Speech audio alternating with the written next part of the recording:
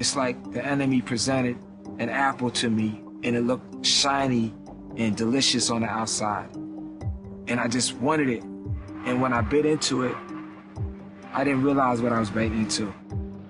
And I got addicted to it. And the more I bit into it, the more I realized it had blades and worms in it, and it was killing me.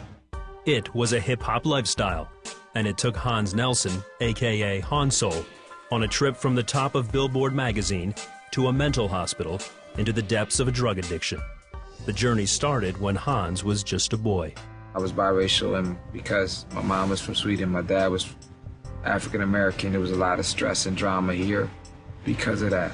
His parents divorced when he was 5, so Hans and his brother lived in Sweden with their mother for a while.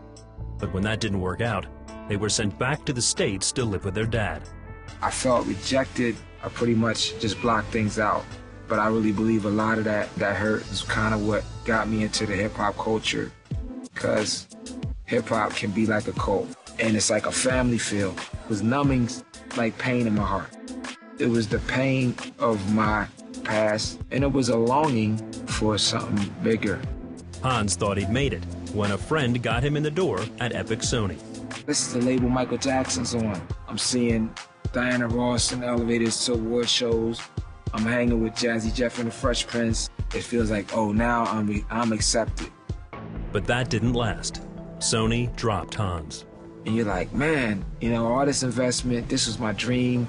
I got kind of like a chip on my shoulder. So I went and signed with another deal with Loud RCA, which is like Wu-Tang Clan's label.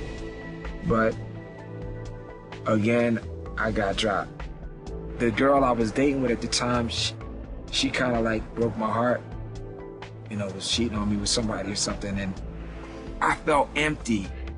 And I had been dealing with depression for a long time, suicidal thoughts, suicide, getting a subway train, get ready to jump in front of it, just crying. Hans ended up in a mental hospital. He left after 2 months, but things only got worse as he moved to LA and started his own hip-hop group. I had something to prove, and I got really deep into drugs. I got into some really dark circles. I'm talking about spheres of influence where I started seeing things, and I really was losing my soul. I changed so much that my stepmom looked and said to me one day, she said, when I look in your eyes, it's like I just see the devil. Hans knew about the devil. He knew about God and Jesus too.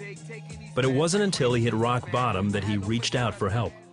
He was on a flight from St. Thomas to New York when he broke down. I had a flash of everything going through my life. I said, Lord, if you're real, just heal me.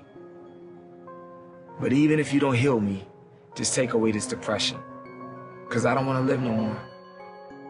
And I cried for about 4 hours straight. It was years of tears, pain, hurt, rejection, frustration, self-inflicted stuff I did to myself through the music, through the drugs, with the women, the lifestyle I was living. I cried out to God, man, and God heard me. I got to New York City that night, and though I can't articulate it, then I couldn't articulate it. It's like something broke, and I knew something was different. The next day, he went to church. They asked, did anybody want to give their life to the Lord? And I said, Lord, I believe in you. Everything changed from night, from darkness to day. Hans left the hip-hop scene with its fame and big paychecks. For a season, he took a job as a janitor to get by. He spent time reading the Bible and learned that he could trust God for everything. Hans' language changed, his focus changed, and today, as a husband, a high school teacher, and a rapper, his message has changed too. One faith, one God, man, one baptism, God himself. You know, at the end of the day, because there is an end of the day, only what you do for Christ gonna last. You don't have to give in to that. I didn't know there was another side. If I'd have known what I know now, I would have did it a long time ago. God gave me a good deal. Yo, man, there's a better way. You know, Jesus is a better way. Praise God, Jesus saves.